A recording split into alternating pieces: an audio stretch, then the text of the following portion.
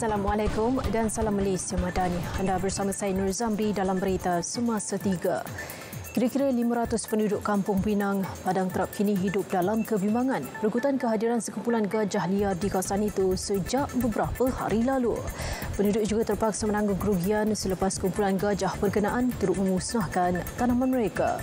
Wakil penduduk Dato' Abdul Latif Muhammad Saman berkata, haiwan liar itu turut merosakkan struktur rumah dan pagar yang dibina.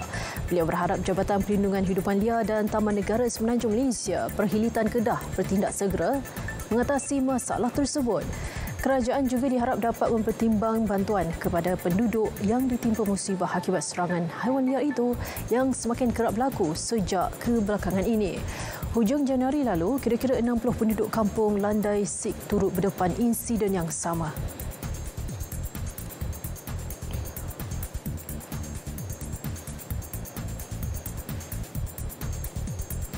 Keputusan ujian penilaian kelas KAFA UPKK bagi 2022 akan diumumkan Khamis ini bermula 3 petang.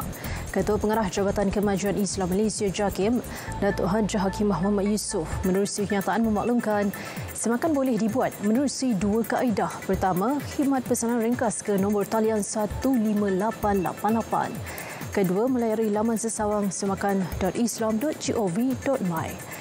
Slip keputusan boleh diambil dari pihak sekolah masing-masing bermula Jumaat ini. Selain itu, pengumuman keputusan UPKK akan dibuat Menteri di Jabatan Perdana Menteri Hal Ehwal Agama, Datuk Dr. Muhammad Naim Mokhtar.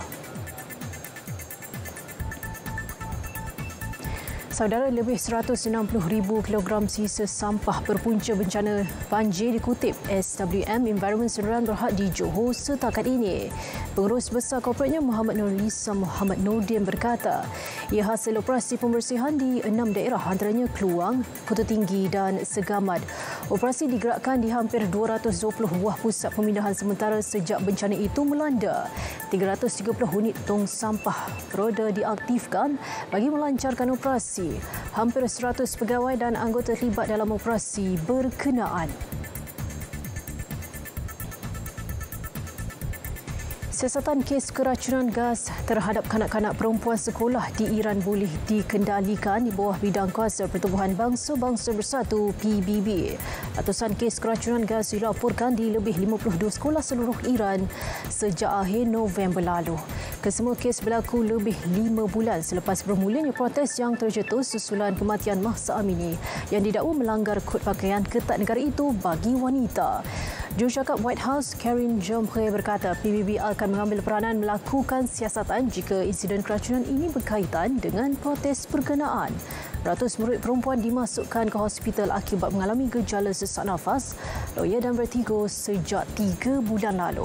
Insiden tersebut telah mencetuskan ketakutan dalam kalangan ibu bapa yang menggesa pihak berkuasa bertindak.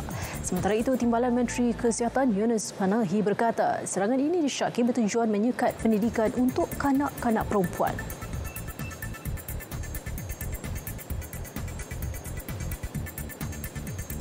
Lebih 100 kanak-kanak pendatang asing tanpa izin parti ditemui mengembara tanpa ditemani ahli keluarga di Veracruz, Mexico.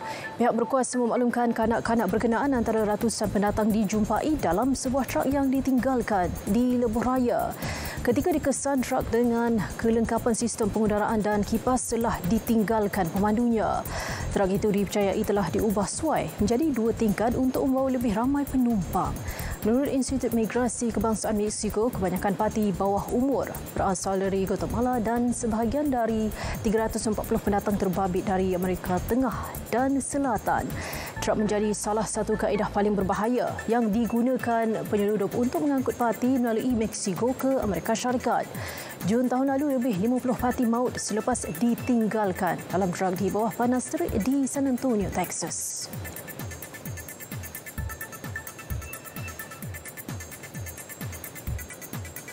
Sekian berita Semasa 3. Assalamualaikum. Salam Malaysia Madani.